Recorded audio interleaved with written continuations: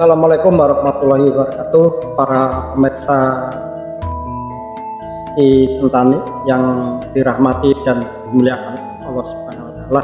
Alhamdulillah, mudah-mudahan kita semua, pertama pada para pemirsa di Sentani dalam kondisi yang selalu sehat, kondisi yang selalu bahagia untuk mengersani konten di Sentani ini, dan mudah-mudahan kita termasuk orang-orang yang mendapatkan ilmu pada konten ini. Dan mari kita ke Sentani untuk bisa kami mintakan tentang ilmu yang harus kita belajar. Mari kita ke Sentani.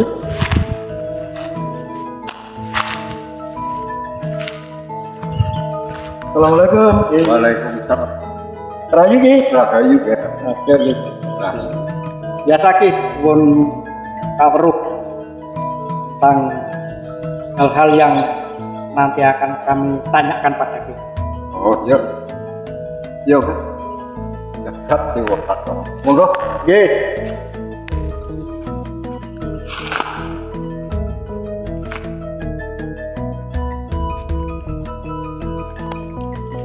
Sehat ya ki? Alhamdulillah. Oke. Apa namanya? Mudah-mudahan pada hal yang nanti kami tanyakan akan memperjelas dengan hal-hal yang terkait ini pada bulan Agustus ki. Ya. Alhamdulillah, kemarin kan kita sudah melaksanakan sebuah kemeriahan kenegaraan dalam rangka proklamasi kemerdekaan yang ke-78. Lah, saya dalam hal ini karena saya pernah mendengar dan kami pernah baca bahwa kemerdekaannya Indonesia ini kan memang betul-betul dari para pejuang ya. Betul dari para pejuang. Nah, waktu itu karena Hiroshima dan Nagasaki di Jepang ya Ki, Ya. yang dibom atom oleh tentara oleh sekutu. Nah, dengan kevakuman itu maka melalui para pejuang dan utamanya adalah Pak Soekarno-Hatta untuk bisa mempersiapkan dengan panitia persiapan kemerdekaan Indonesia Ki. Ya. Nah, cuman saya baru-baru kemarin itu mendengar walaupun itu ya mudah-mudahan sih hal itu yang dimaksud bukan itu. Begini Ki, Jepang ini di Indonesia ini setelah di Nagasaki dan Hiroshima-nya dibom oleh sekutu dengan kevakuman itu, dan kebetulan Jepang ke sana itu yang mengusir Jepang ya dia. Ya. Itu ada ungkapan para ulama. Nah, ini kok kalau di situ judulnya ulama dan para pejuang mungkin masih bisa ya, ya. Tapi ini kan para ulama. Jadi dan di sini kami dengar, artinya mudah-mudahan masyarakat semua pemirsa konten ini bisa secara gamblang dan jelas. Sesungguhnya Jepang di Indonesia itu dengan kepergiannya Jepang itu bagaimana menurut Ki Sentani? Iki tak jatine kaya ngene. Pancen bener nek memperjuangkan suatu kebenaran yang intinya untuk kepentingan umat, ya mesti ono ning ganggu, mesti ono oportunis kang masuk. Jadi agar jasa-jasanya para pejuang itu enggak kelihatan, masuk oportunis. Nek ono sakwijine ulama kang ngucapake nek Jepang kalah perang di Indonesia itu karena ulama. Iku sak wijine ulama kang luru mukong gitu. Iki judule ulama luru mukong. Nek koyo luru iku mencari, muka iku muka. Iku ulama-ulama kang cari muka gitu. Nek koyo ngono. Ora bijak. Yang namanya perjuangan kemerdekaan itu dari keseluruhan. Yang merasa bangsa Indonesia yang menginginkan kemerdekaan ya pasti berjuang. Orang Kristen, orang Hindu, orang Buddha, orang Islam, semua memperjuangkan kemerdekaan. Tidak boleh diklaim kalau Jepang angkat kaki dari bumi Jawa itu karena ulama. Tidak ada ya. Kalau para pejuang ya. Lah pejuang itu terdiri dari ya bermacam-macam. Petani ya pejuang. Coba lihat para tentara-tentara pejuang. Kalau petaninya macet, apa mereka bisa angkat senjata? Petani itu vital kan? Sebenarnya petani itu jasanya besar. Karena para pejuang bisa angkat senjata karena perutnya kenyang. Kalau nggak ada petani, nggak punya tenaga mereka. Tapi ada nggak kira-kira yang mengenang jasanya petani dalam memperjuangkan kemerdekaan? Nggak ada. Pupuk saja dipersulit ya, Ki. Pupuk aja dipersulit Sekarang ya. nah, padahal petani itu jasanya besar. Petani itu mestinya harus dikenang itu, harus dihargai itu. Karena para pejuang kalau nggak ada petani kelaparan, nggak bisa berjuang. Wong perutnya lapar, kan seperti itu. Nah ini kembali. Nah ono sak wijine ulama kang ngomong Belanda angkat kaki dari Indonesia karena ulama, Jepang angkat kaki dari Indonesia karena ulama. Itu penyimpangan sejarah enggak? Penyimpangan sejarah. Apa pernah dengar Jepang menyerah kepada ulama di Jombang? Ada enggak? Belanda menyerah kepada ulama di Tebuireng? Ada enggak? Enggak ada sejarahnya itu. Lah yang berjuang ya bangsa negara Indonesia. Enggak petaninya, enggak tentaranya, enggak rakyatnya. Rakyat itu terdiri dari beberapa penjuru yang memang prihatin dengan bangsa Indonesia, yang memikirkan generasi agar bisa bebas dan merdeka. Ya pasti semangat berjuang, angkat bambu runcing. Lah mungkin ulamanya sendiri ya paling di pondok, bebetan sarung. Jadi itu jangan diklaim, jangan diakui golongan, satu golongan. Nanti mereka cemburu akhirnya. Cemburuan sosial. Ya seperti itu. Iku jenenge ulama luru mukong ya. Kenapa mencari muka? Karena nggak punya muka. Kalau punya muka nggak akan mencari muka. Kenapa kamu mencari muka? Karena saya nggak punya muka. Nggak punya muka artinya nggak tahu malu, paham? Orang kalau nggak punya muka ya nggak tahu malu.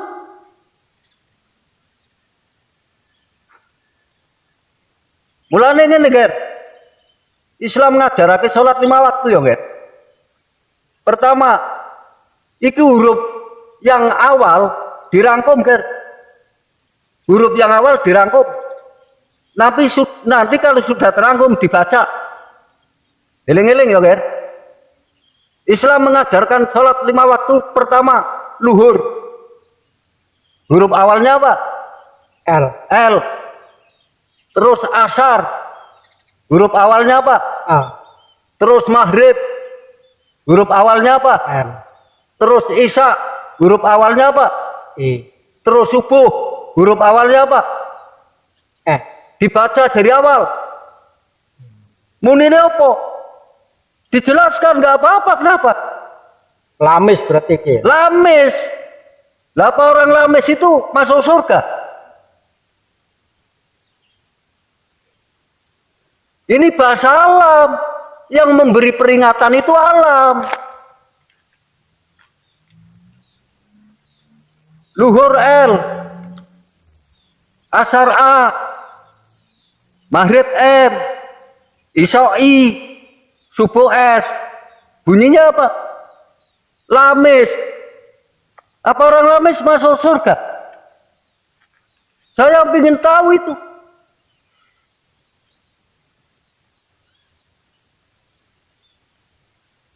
Lah enggak lamis bagaimana? Wong Jepang angkat kaki dari Indonesia aja katanya para ulama yang berjuang. Yang lain enggak ada. Kan lamis kuwi kan.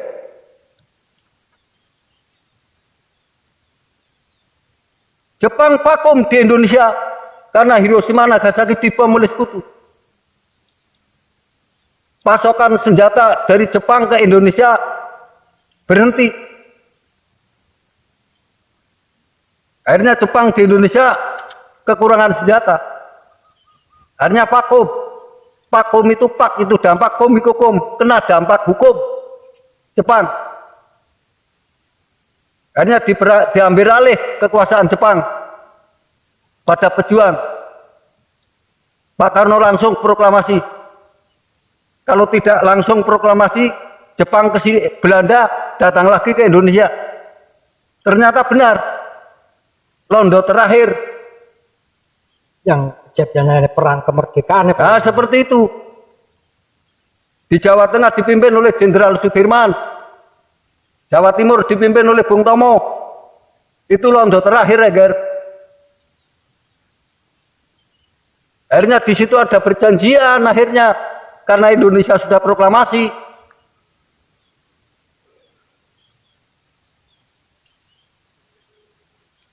Perjanjian Linggarjati itu. Li kuwi ora kena lali, nggar kuwi ora kena melanggar. Jatiku secane ngati, niati hati. Niati hati dalam perjanjian jangan sampai rubah tegese. Apa tujuannya? Merdeka atau mati? Sebab pengalaman yang dulu-dulu Belanda menangnya itu karena perjanjian-perjanjian. Pangeran Diponegoro kalah karena perjanjian. Bener enggak? Cut Nyadin kalah karena perjanjian. Yaitu perjanjian Linggarjati. Nggo ngelekake karo Pak Karno, linggarku ora kena melanggar. Jatiku secane ati. Ora kena melanggar karo secane ati. Apa tujuannya? Merdeka atau mati? Ya itu sudah.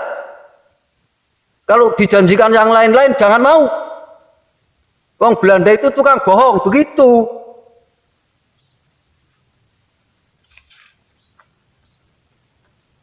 Jadi Jepang angkat kaki dari Indonesia itu bukan karena ulama. Karena Nagasaki, Hiroshima dibom oleh sekutu. Akhirnya pasokan senjata dari Jepang itu tidak ada. Karena negaranya hancur. Baru Jepang di sini lemah. Jepang tekuk lutut dengan sekutu. Mosok Jepang kalah karo ulama. Wong Belanda saja ditundukkan sama Jepang cuma 3 bulan. 3 bulan. 3 bulan. Belanda di Indonesia 350 tahun. Ulama masih banyak. Kenapa sampai 350 tahun? Nggak kalah. Kalau nggak ada Jepang aja Belanda nggak angkat kaki. Masuk Jepang yang bisa mengalahkan Belanda, Jepangnya cuma dikalahkan dengan ulama, kan nggak masuk akal. Iya. Wong ulama sama Belanda aja 350 tahun, nggak bisa ngusir. Belanda angkat kaki dari Indonesia itu kan karena Jepang masuk ke Indonesia.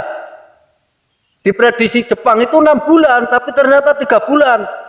Belanda tekuk lutut, menyerah di Kalijati. Belanda dilucuti 3 bulan. Tanpa Hiroshima Nagasaki dibom. Ya ulama mau mencoba melawan Jepang 3 hari.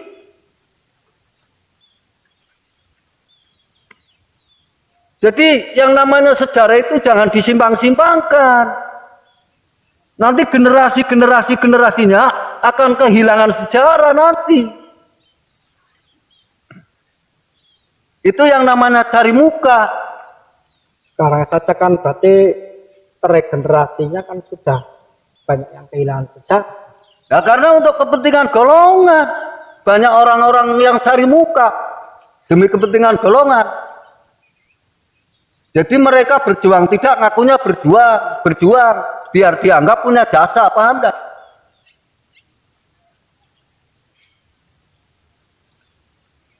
Kalau tentang sejarah itu yang sesungguhnya, karena sejarah itu nanti akan buat pelajaran generasi. Biar generasinya itu benar-benar tahu yang sesungguhnya. Wih kaya ngono. Jangan manipulisir. Ya betul kata Pak Karno juga lagi, dengan jas merah ya. Jas merah, betul itu. Jangan sekali-kali Melupakan sejarah. Karena kita itu bangsa yang besar adalah bangsa yang harus bisa menghargai jasa para pahlawan dan tahu tentang sejarah. Ya seperti itu. Itu baru akan menjadi bangsa yang besar. Jangan lupa dengan sejarah jas merah, tapi sejarahnya disimpang-simpangkan. Karena mungkin kan untuk kepentingan hal-hal yang terkait dengan itu tadi yang dikatakan, untuk kepentingan golongan, untuk kepentingan kekuasaan dan lain-lain, sehingga ya kalau memang eranya sekarang berarti ya sejarahnya menginginkan keberadaan sejarah yang menurut orang-orang atau yang memangku kebijakan sekarang begitu. Ya, jadi ya mungkin setiap nanti rezim ya Ki ya, itu kan nanti akan berubah-ubah. Kalau sejarahnya sudah mulai luntur, itu berarti kan kelunturan bagi regenerasinya Ki, karena tidak menginspirasi dari sejarah yang pernah kita alami bersama selama kurang lebih 350 tahun. Wong sesungguhnya enggak. Kalau dilihat dari awal kejadian, kenapa bumi Jawa kok bisa kemasukan negara lain? Kenapa bisa dijajah oleh negara lain? Sebenarnya ya awalnya karena Islam. Karena Islam berkembang di tanah Jawa. Peralihan kekuasaan dari Majapahit ke Patah. baru ada penjajah. Zaman Majapahit nggak ada penjajah yang berani masuk. Tidak dijajah sendiri itu aja udah hebat. Nah, adanya penjajah dari luar masuk ke tanah Jawa kan keruntuhnya Majapahit yang diambil alih oleh Patah, Raja Demak Bintoro. Itu yang mengawali berarti. Yang mengawali itu Portugis masuk ke tanah Jawa.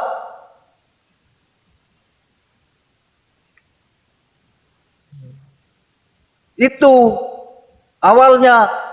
Waktu zaman Majapahit nggak ada penjajah berani masuk ke tanah Jawa, nggak ada itu, nggak dijajah sendiri aja udah untung sama Brawijaya. Kenapa kerajaan Majapahit bisa jatuh ke tangan Patah?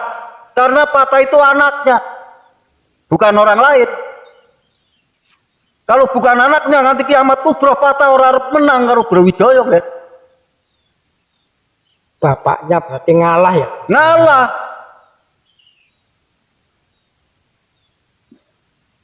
Itu yang mungkin terus akhirnya ada perubahan secara ketauhidan ya Ki. Nah, akhirnya Nusantara berkeping-keping.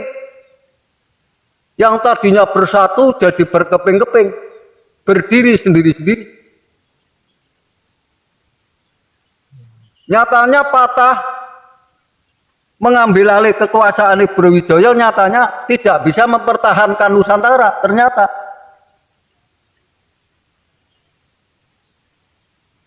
Akhirnya Nusantara berkeping-keping. Biar masyarakat tahu Ki. Biar masyarakat tahu.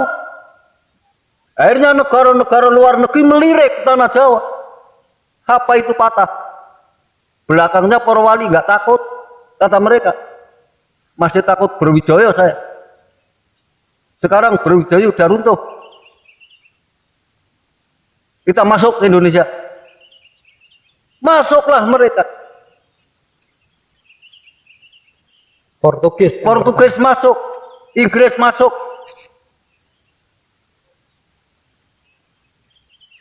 Belanda masuk. Jepang masuk. Kalau Jepang murni itu. Kalau Belanda itu tuku garapan karo Inggris. Beli garapan. Nah, jadi bagi hasil karo Inggris. Pak, kalau dilihat dari segi kekuatan, ya Belanda tidak akan bisa mampu ngelatih Inggris kan. Kan Inggris lebih dulu daripada Belanda. Kalau Inggris angkat kaki dari Indonesia karena kalah perang dengan Belanda, nggak mungkin. Berarti Portugis, Inggris, Belanda, terakhir Jepang. Jepang cuma 3,5 tahun. Ya vakumnya karena Hiroshima Nagasaki dibom. Kalau Hiroshima Nagasaki tidak dibom, bebayani kan Jepang. Bebayani. Siapa yang berani lawan Jepang? Siapa yang mau tahu? Amerika kalau tidak menggunakan sekutunya aja ngeri nggak sama Jepang. Berarti kan betul-betul yang namanya Indonesia itu kemerdekaannya betul-betul kemerdekaan yang para perjuang. Ya hasil daripada pejuang. Kalau negara-negara lain kan pemberian Ki. Nah seperti Ya kan, kalau Indonesia berarti kan murni memang betul-betul perjuangan. Wong Amerika aja ngelawan Jepang gerah nggak? Apalagi ulama kok bisa mengusir Jepang dari mana? Iya.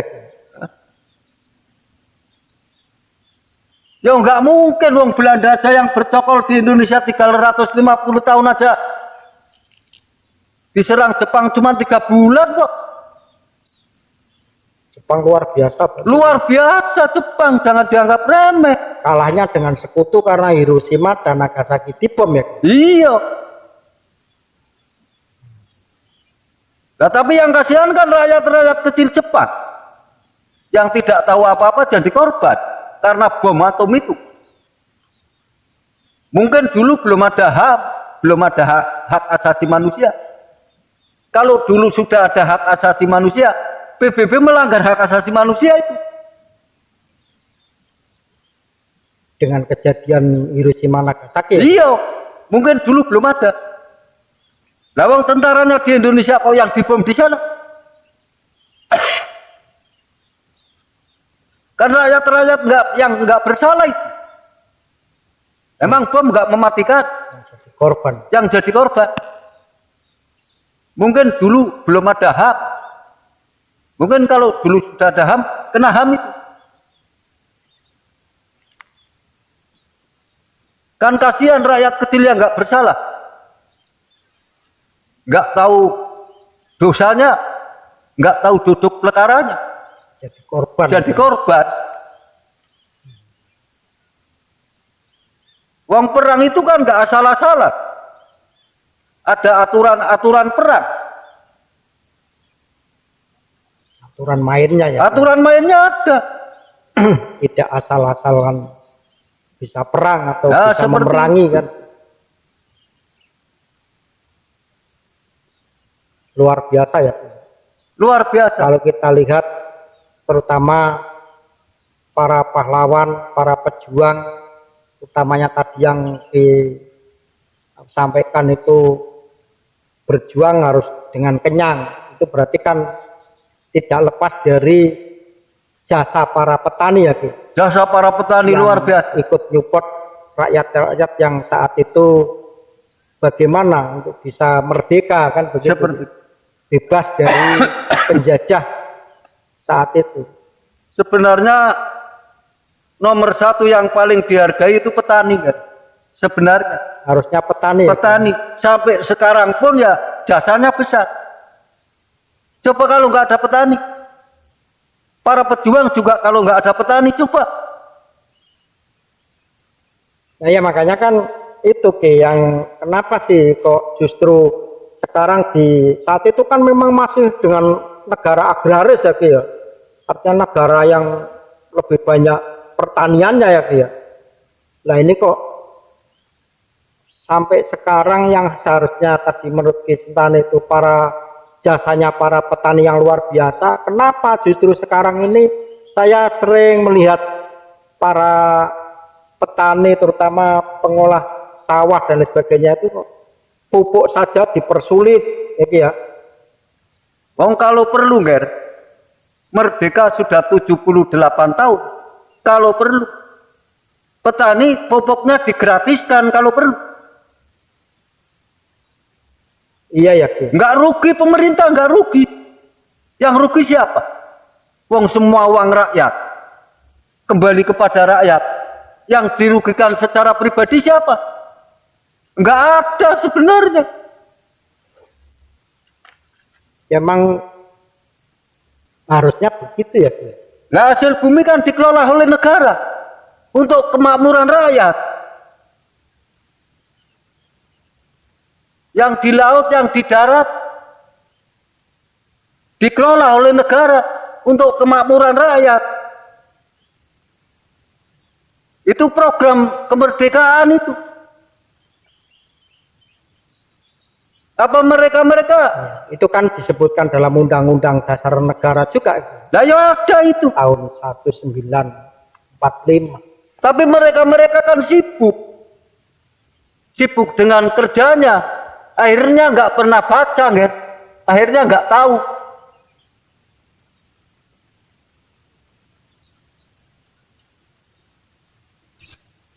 Ya harusnya ya mudah-mudahan yang meresani konten ini akan terinspirasi sekaligus tersentuh hatinya Ki.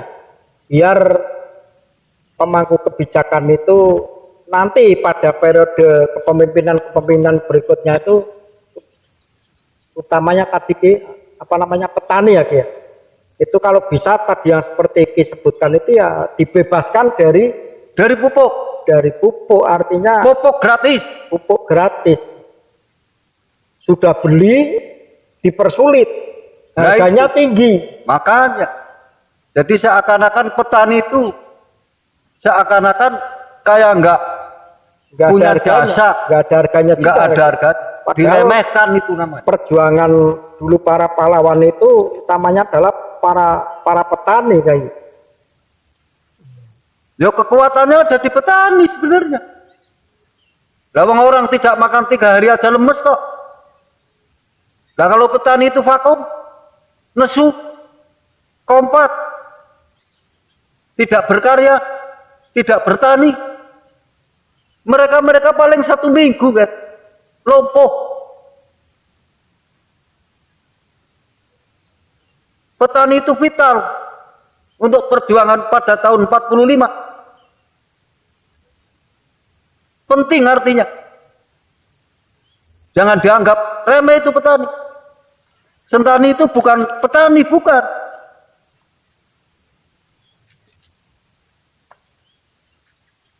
Makanya mereka itu sebenarnya kalau memang mau menggratiskan pupuk bisa sekali, bisa sekali sebenarnya.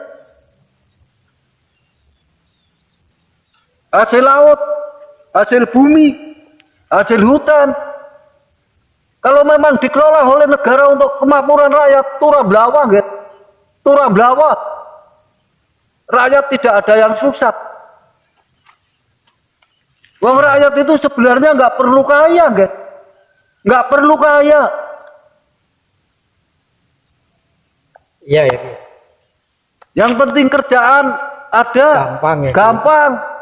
Untuk Sandang pangan murah. murah seperti itu aja, Itu nggak yang perlu kaya. nantinya gemah ripah lojinal ya, Ki. Nah, Sesuai yang diamalkan dalam Undang-Undang Dasar 45 dan yang ada juga di dalam Pancasila ya Ki. seperti Jadi itu. kemakmuran rakyat itu luar biasa.